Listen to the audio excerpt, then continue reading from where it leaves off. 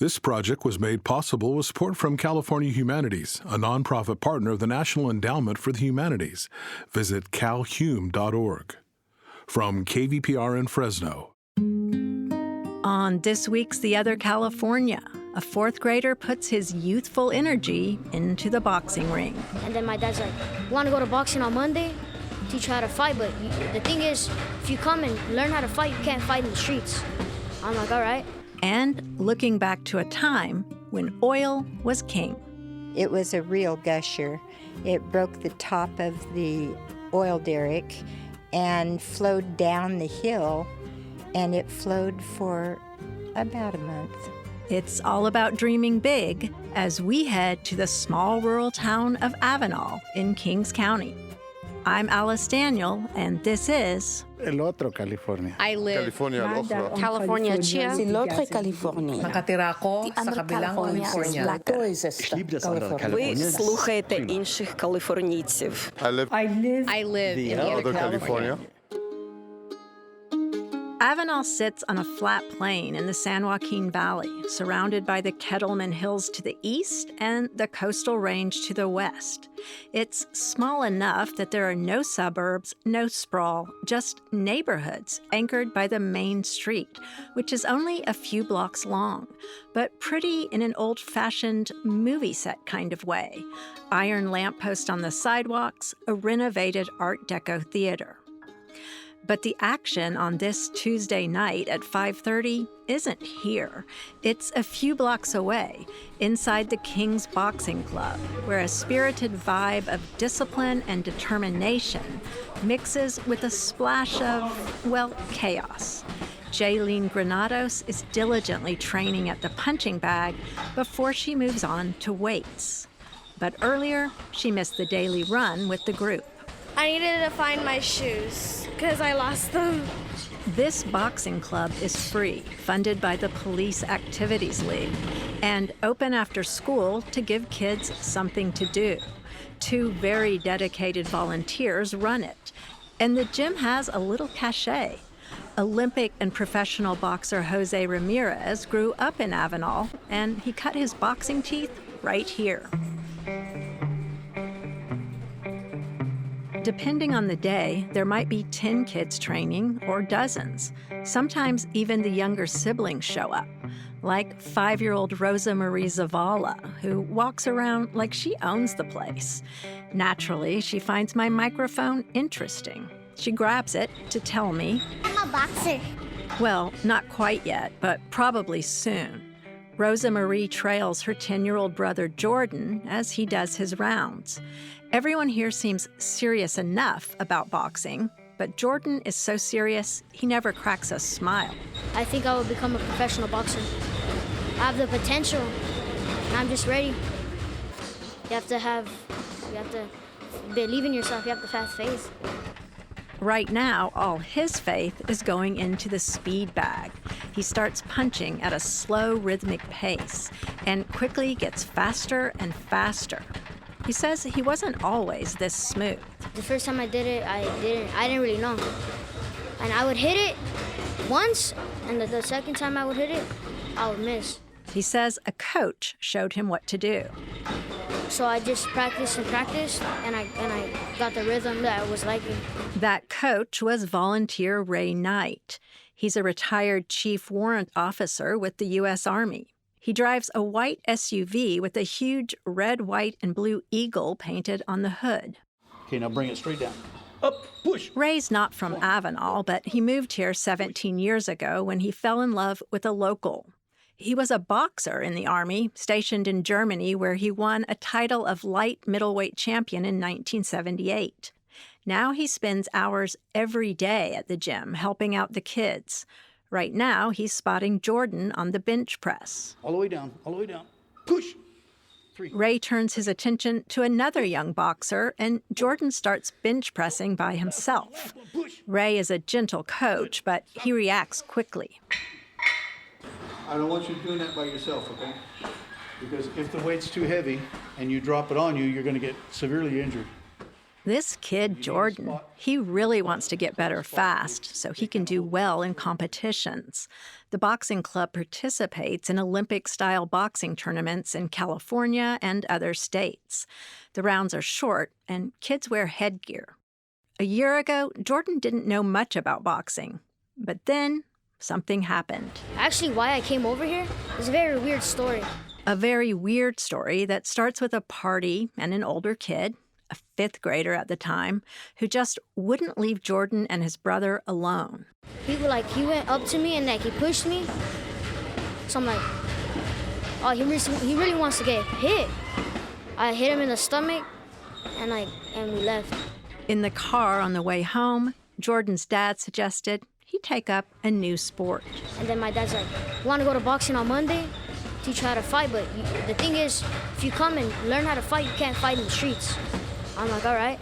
His dad once played on a traveling soccer team, and Jordan says he sometimes coaches him at the gym. So whenever I make a mistake, he just tells me that. Or I put my hands down, tells me to put my hands up.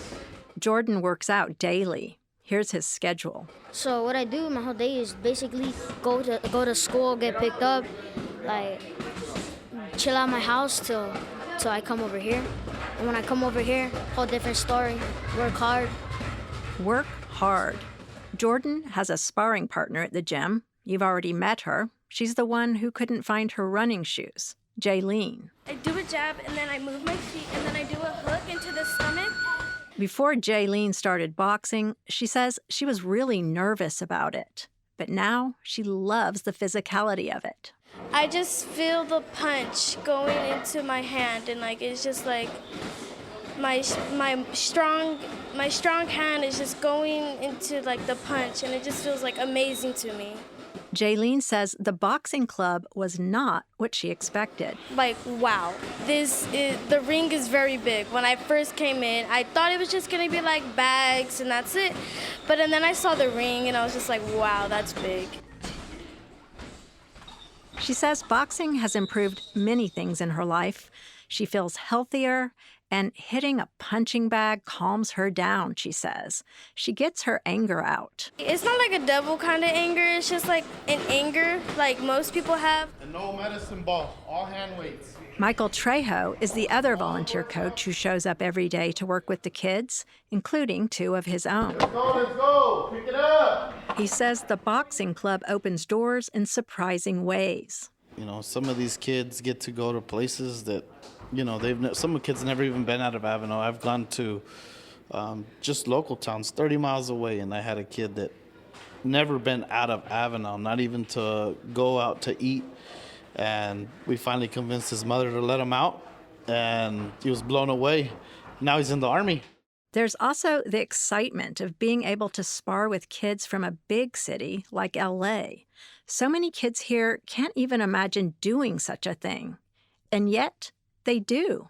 These 2 people go at it and test their will, and they're going at it toe-to-toe and sweating, and they're tired, and they keep going. And then sometimes you're on the other side of the hill, but when you make it up top and you actually get that, that kick, I think that's what drives them. I think that's what keeps them coming back.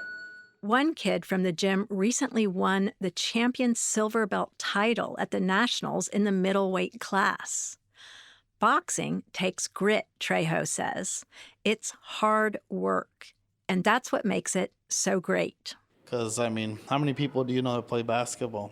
Tons. How many people do you know play football? Who doesn't want to play football? How many cheerleaders do you know? How many softball players do you know?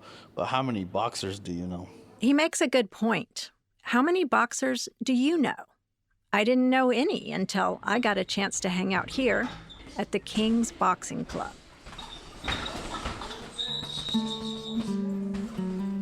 Most of the kids who train together at the boxing gym have something else in common. Their parents work in agriculture. Like every other rural town we've visited in the other California, Avenal is surrounded by farmland. Where there aren't hills or mountains, there are acres upon acres of pomegranates, pistachios, and almonds.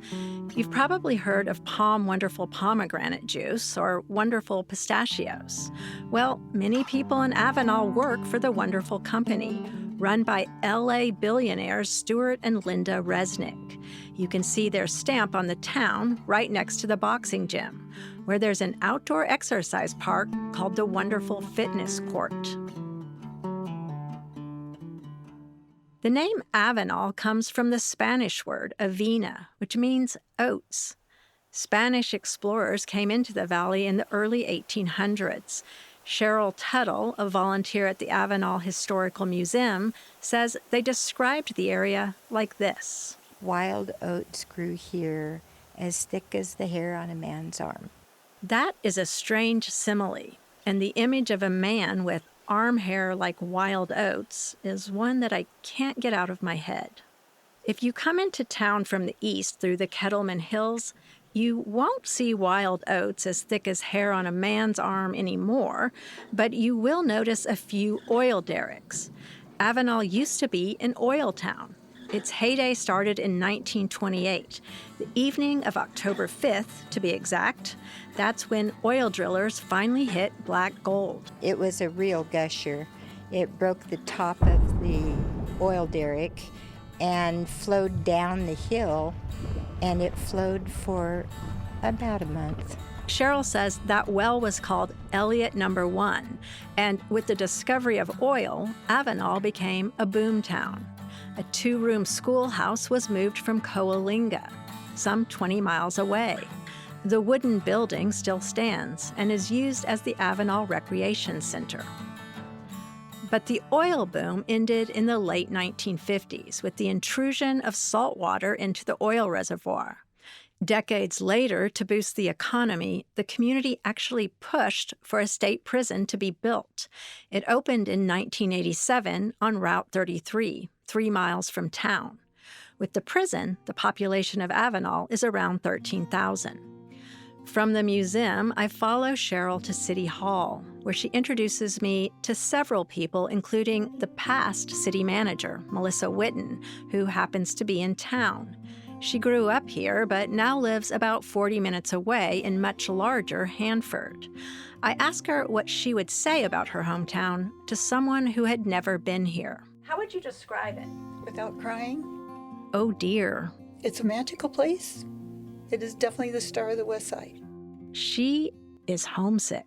There's still neighbors. There's still neighborhoods, which makes it really, really special. But one thing that I can say I miss is looking out at night and seeing all the stars. Well, there aren't many places you can say that about anymore. Actually seeing lots of stars when you look up in the sky. And the current city manager, Anthony Lopez, agrees that Avenal is a special place. It's why he returned here after attending Georgetown University. And he's not the only one to boomerang. Sarith Hawk explains.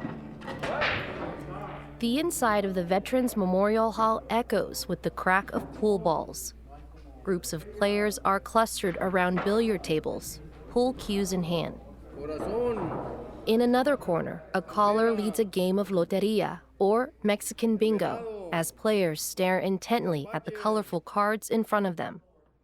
Avenal's city manager, Anthony Lopez, is here to meet with a city council member to see how the senior and nutrition program is going. But before he has his meeting, he directs me to one end of the bingo table where a woman is knitting. Look, we have one of the founders of Avenal. He introduces me to Donna Curdy, who worked hard to get Avenal incorporated back in 1979. She started a petition which turned into a ballot initiative. But we won by 70 votes. Donna was also part of the committee that brought the state prison to Avenal. A lifelong resident, the 86-year-old remains engaged in her community. There she goes, complaining again. She didn't think the city was improving quickly enough until Anthony was hired. And now I see he's making changes, and I'm glad to see that. Anthony started this job in 2020 at the height of the pandemic, and he led the effort to make Avenal one of the most highly vaccinated cities in Kings County. 73% of residents are fully vaccinated. My job here is to grow and develop a city I'd be proud to raise a family in. Back in his city office, Anthony is met by his 2 older siblings who also live in Avenal. Their parents, who both immigrated from Mexico, were farm workers. The family is close-knit and driven, especially when it comes to education. I think we've all just kind of tried to set our own paths, but we've all kind of ended up being kind of in the same realm regardless. His older brother Francisco graduated from Yale. His sister Leticia graduated from Wellesley and Anthony from Georgetown. All 3 were Avenal High School valedictorians. The Lopez siblings are part of a younger generation of Avenal natives taking leadership roles in their community. It's the first thing Francisco noticed when he moved back last year during the pandemic. A lot of my high school friends are either now teachers or principals. Francisco had lived in Phoenix and was most recently in the Bay Area. But then, a great opportunity at a community college in nearby Coalinga brought him home. I'm working at West Hills, and that is just kind of an amazing luck for all of it to kind of work together. He now works as West Hills Director of Special Grants, overseeing the National Farm Worker Jobs Program that gives training and career support to farm workers. Unlike Francisco, Leticia returned to Avenal right after college in 2007. It wasn't necessarily my plan. I planned to come and be here for 2-3 years max and then leave, go back to either the Bay Area or LA. But she found a job opportunity in Hanford at Adventist Health, where she works as Director of Grants. The family works together to connect each other to opportunities and resources. And it was a Valley opportunity that exposed all the siblings to some of the country's top universities. It's called the Ivy League Project, and Francisco says it helped him pave the way for Leticia. I was a trailblazer in a lot of ways, but I also was just bumping my head into doors and trying to figure things out. Leticia, meanwhile, blazed her own trail as the first female in her family to go to college. She also took part in another college program that allowed students to attend Berkeley for the summer. She was only 14, so her parents were reluctant to let her go. The culture is different. They didn't like me being alone and, living in this house with people they don't know. But it was the kind of challenge she needed, she says. Exposure is really important. And that's why I always tell people, if you have a chance to do this, do it. Especially if it's free, especially if it's, going to take you outside that box. Education is what allowed the siblings to leave Avenal to discover new ideas and places. But it's also what brought them back to invest in their hometown. For The Other California, I'm Sarith Hawk in Avenal. That theme we've heard from so many of the small towns we've visited, a good education is worth more than, black gold. Avenal has a program that allows students to take college classes while still in high school. Madi Bolaños takes it from here. Jesus Perez has always been academically inclined. Because growing up, I've always loved school, and school is a passion for me, so it's not something I feel like I have to do. I feel like it's something that I want to do. And he's always wanted to go to college, but his parents hadn't been, so he wasn't sure what to expect. A dual enrollment program between Avenal High School, where he's a senior, and West Hills Community College in nearby Coalinga has answered many of his questions. This program gives me so many resources and opportunities to navigate this process. Jesus' story is exactly why the program was created. For kids who grow up in a rural area and may be the first in their family to go to college, says Program Director and Assistant Principal Victoria Gornick. Her father helped create the program nearly 10 years ago. They're able to get exposure to different courses that we might not offer as a campus, and the courses that they're taking actually fulfills their A through G requirements for high school. Classes needed to complete high school, like math, science, and language arts, and the classes are taught right on campus. Gornick says the school tries to enroll every student in at least one dual immersion class. Right now, there are 320 students enrolled in one of the 3 pathways provided. Just because our students are from a rural area doesn't mean that they can achieve and continue to be exposed to rigorous curriculum and be exposed to those work-based learning experiences.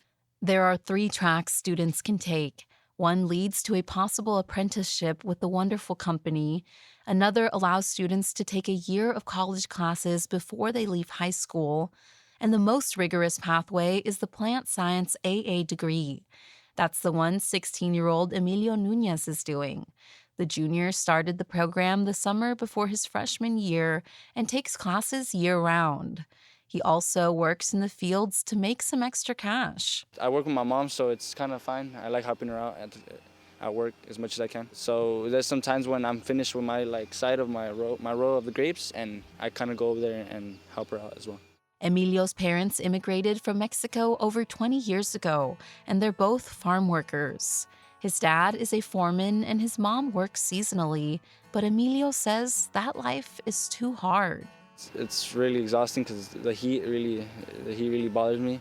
That's one reason he's so diligent. He plans to go to Fresno State and then become an ag contractor, hopefully employing his dad. Meanwhile, Jesus the senior applied to 5 UCs and 3 CSUs, and he's been accepted by all of them. But I just know I want to go to law school. And just this week, he decided to accept an offer from UCLA. For The Other California, I'm Madi Bolaños in Avenal.